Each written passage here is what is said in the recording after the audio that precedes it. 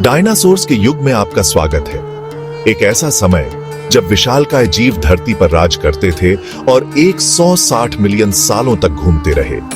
विशालकाय जानवरों से लेकर फुर्तीले शिकारियों तक इन आकर्षक प्राणियों ने पृथ्वी के पारिस्थितिक तंत्र को बदल दिया और पीढ़ियों की कल्पना को मोहित कर लिया। आज हम उनकी अद्भुत दुनिया में उतरेंगे, ये जानेंगे कि वे कैसे अनुकूलित हुए, फले फूले और अंततः विलुप्त होने का सामना किया। इस अविश्वसनीय कहानी के लिए तैयार हो जाइए कि कैसे विशालकाय जीवों ने पृथ्वी पर राज किया।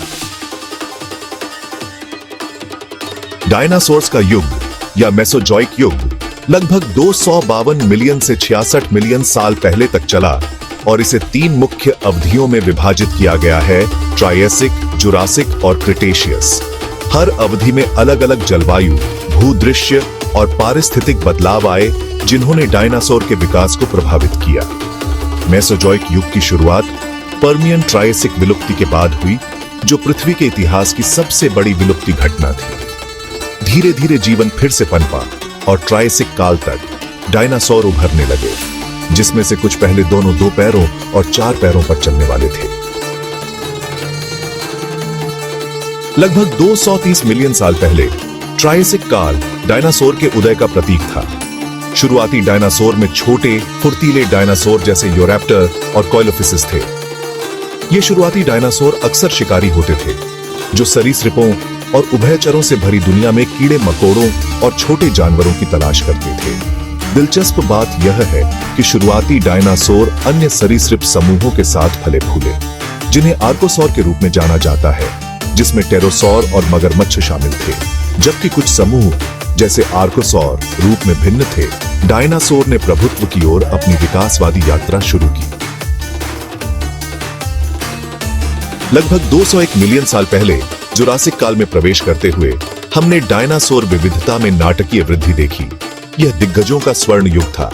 विशाल शाकाहारी जैसे ब्रैकियोसॉरस, जो अपनी लंबी गर्दन के कारण बहुत ऊंचाई तक पहुंच सकते थे, पेड़ों की ऊपरी टहनियों पर चढ़ते थे, जबकि स्टेगोसॉरस ने रक्षा के लिए अपनी प्रसिद्ध प्लेटें और नुकीली पूंछ का प्रदर्शन किया।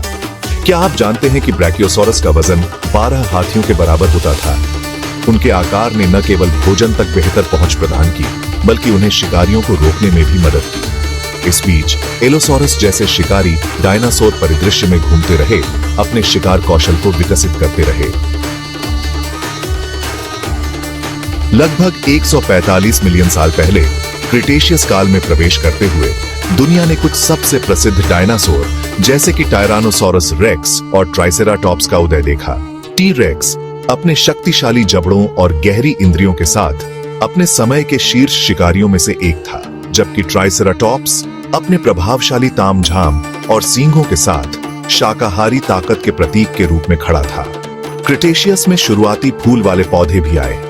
इस बदलाव ने न केवल शाकाहारी डायनासोर के लिए नए खाद्य स्रोत प्रदान किए, बल्कि पारिस्थितिक विविधता का भी काफी विस्तार किया, जिससे इन शानदार जीवों के लिए कई तरह के आवास बने। डायनासोर का युग केवल जमीन पर रहने वाले विशालकाय जीवों के बारे में नहीं था। आसमान टेरोसौर जैसे पटेरानोडन से भरा हुआ था और महासागरों में मोसासॉरस और इच्चथ्योसॉरस जैसे समुद्री सरीसृप तैरते थे। यह विविध वन्य जीव विभिन्न पारिस्थितिक तंत्रों में जीवन के एक समृद्ध ताने बाने में पनपा। जबकि डायनासोर जमीन पर हावी थे, यह ध्यान रखना आवश्यक है कि इस समय के दौरान छोटे स्तनधारी भी मौजूद थे। ये शुरुआती स्तनधारी आमतौर पर रात में सक्रिय होते थे और डायनासोर की छाया में रहते थे, उन विशेषताओं को विकसित करते थे जो बाद में जीवित रहने के लिए महत्वपूर्ण साबित होंगी, क्योंकि दुनिया का विकास जारी रहा। जैसे जैसे क्रिटेशियस काल आगे बढ़ता गया, पृथ्वी को महत्वपूर्ण पर्यावरणीय परिवर्तनों का सामना करना पड़ा। ज्वालामुखी विस्फोट और बदलती जलवायु ने ग्रह के परिदृश्य को बदलना शुरू कर दिया। हालांकि सबसे महत्वपूर्ण मोड़ उस प्रलयंकारी घटना के साथ आया जिसके कारण डायनासोर विलुप्त हो गए। लगभग 66 मिलियन साल पहले युकाटन प्रायद्वीप में एक विशाल क्षुद्र ग्रह के प्रभाव ने चिकसुलप क्रेटर बनाया, जिससे घटनाओं की एक विनाशकारी श्रृंखला शुरू हो गई। इस घटना के कारण जंगल की आग, सुनामी और एक परमाणु शीतकालीन प्रभाव पड़ा, जिससे सूर्य का प्रकाश अवरुद्ध हो गया और तापमान में भारी गिरावट आई।